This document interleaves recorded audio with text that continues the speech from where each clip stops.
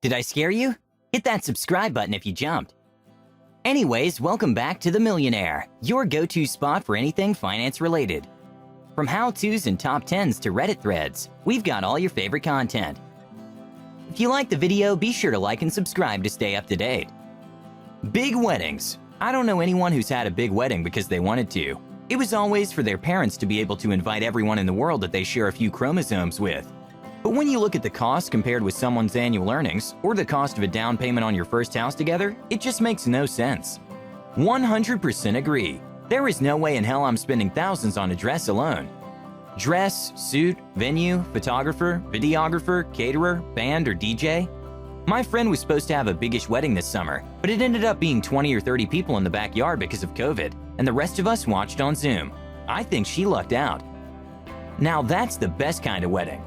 Pro tip, do not say anything about a wedding when planning a wedding. Price jumps 300% on one word. Jesus. Catering for a formal party can be around $25 to $40 per person, depending on meal. Same meal for a wedding is $50 to $75 per person. Everyone sees it as this really big formal event, but in reality it's just two people agreeing to live together and have the government know that. Like, sometimes people can't just be casual. When you love someone so much that you get the government involved, there are a lot of legal protections that exist for spouses, like inheritance laws, medical stuff, etc. Marriage has a lot of perks and benefits that you wouldn't be able to have any other way, since our legal system isn't built that way. $70K to go to college online. Imagine paying $70,000 to go to Harvard, and you have to do it online. Not Harvard, but I did teach at MIT as a graduate student. I was quite surprised by how average the students were, even borderline mediocre, and the worst were the pre-meds, who just wanted good grades for extremely minimal effort. This is in comparison to where I did my undergrad, which was a Canadian public university. MIT graduate school was pretty disappointing too. Just showed how elite American colleges are all a sham. They are mostly comprised of upper middle class and rich students, who enroll in all sorts of extracurricular nonsense to make them seem worldly and well-rounded. Then you have the occasional poor student, with enough of a sob story for them to plaster all over their promotional material to make them seem like a generous institution, and not the elite hedge funds they actually are. Hedge fund is generous. When you give money to a hedge fund, you expect it back with interest. People give money to elite universities and never get it back. Haha, does being in person make a difference? You're not going to get a substantially better education by going to Harvard. Yeah, you can put it on your resume, but other than your first job or two, nobody will care. The main reason you want to go to Harvard is to make connections with the other students and teachers. Those connections are worth far more than the best education possible. Those are what will really get you ahead in life. One could make an argument that your first job or two are the most important ones though. Yes, it's disturbing to say, but often your future salary is based on your first job. Can't pay this schmuck too much. God help you if you got your first job during a recession. This is why salary history should never be discussed, and why in some areas it's illegal to ask for it. Cigarettes. I say if drugs are illegal, why are cigarettes not? Both are addictive and dangerous. Tax and lobbying. To be honest, the solution to many problems is not to ban it, but to legalize it, regulate it, and tax it. How many problems do you get in the modern age with illegally made hooch? Almost zero. We know it's damaging, but it's far more restrictive to legalize, regulate, and tax. And then you're at least making money to fund that regulation and fix the problems it causes. And what's the drug policy in many countries for the non-addictive drugs? Legalize, regulate, tax. Kills the black market for them overnight. Who's smuggling cannabis into the Netherlands? Prostitution has the same solution. Regulated brothels. Legalize, regulate, tax.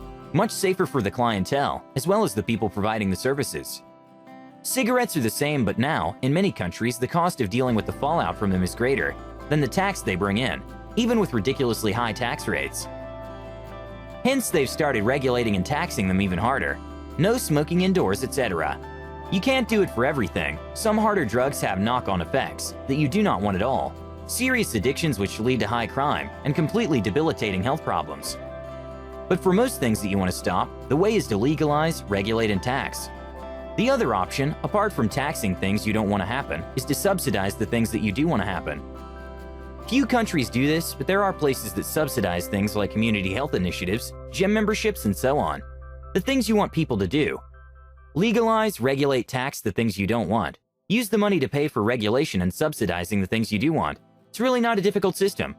Don't forget alcohol. the cause of, and solution to all of life's problems. Or so it seems to so many. Reddit awards, silver, gold, platinum, etc. All of it's a waste. I come for memes, not fame. Fame is useless. If you're trying to bleep me off by giving me awards, you're wasting your money. I honestly don't care whether or not you give them to me. Give awards to someone who actually deserves them, not some random guy who doesn't find them important. There are better things to do with money, and much better people to give awards to, okay? I mean, what's the point of argumentum, or whatever that award is called? I don't really have a problem with most Reddit awards, but Argentium unironically pisses me off. The price of Argentium is 20,000 coins, or $50 if you buy directly from Reddit at the best conversion. Aside from that being enough to eat out at a restaurant, it has terrible value. Receiving Argentium gives the receiver 3 months of Reddit Premium and 2,500 coins to spend. This sounds good until you do some simple math. Platinum is 1,800 coins, gold is 500. This means that you could buy 11 platinums, with 200 coins left over, or 40 golds, with none left over. Platinum gives the receiver 700 coins in a month of premium. Gold gives a week of premium and 100 coins. Doing the math, we can determine that 1 Argentium worth of platinum gives the receiver 7,700 coins and 11 months of premium, while gold gives 40 weeks, or 10 months of premium, and 4,000 coins. Reddit awards are bullshit. Almost everyone understands that to some extent. But giving Reddit $50 for the single worst cost benefits award is the stupidest purchase possible, especially when the lower tier awards give over 3 times the benefits for the same cost. This concludes my rant on why the only distinguished thing about Argentium is how much of a waste of money it is. Rant duly noted. It seems like a waste of money. I was given a gold and silver, and besides getting coins to give the odd award, I didn't see the point of the extra benefits. Buying presents for friends that don't consider you a friend in return. You may like them, but you mean nothing to them. Aw, that's sad. Yeah, it was. She promised me a painting, but never even started it, because she simply didn't care. If she needed something, she would message me. If I ever tried to message her first, she just ignored me. If I talked to her in person, she would yell at me. Basically, we were only friends when she decided we were friends, not all the time. I didn't figure that out for like 3 years. I hate people like that. Bleep bleep. I had a girl who used to work at the same place where I worked IT. We were friends. She used to come to our office for a chat and a coffee, and we advised each other and talked most days. She went on to work elsewhere. Didn't hear from her for years. Then out of the blue, got a WhatsApp asking me a computer question, without even a hello or how you doing or long time no see or anything. Straight in. I didn't answer. I wonder if they even realized what they did there. If it had been the next week or something, you could see that, but years between. I can't imagine starting any kind of conversation with a favor request, let alone without a hello or something first. Nothing.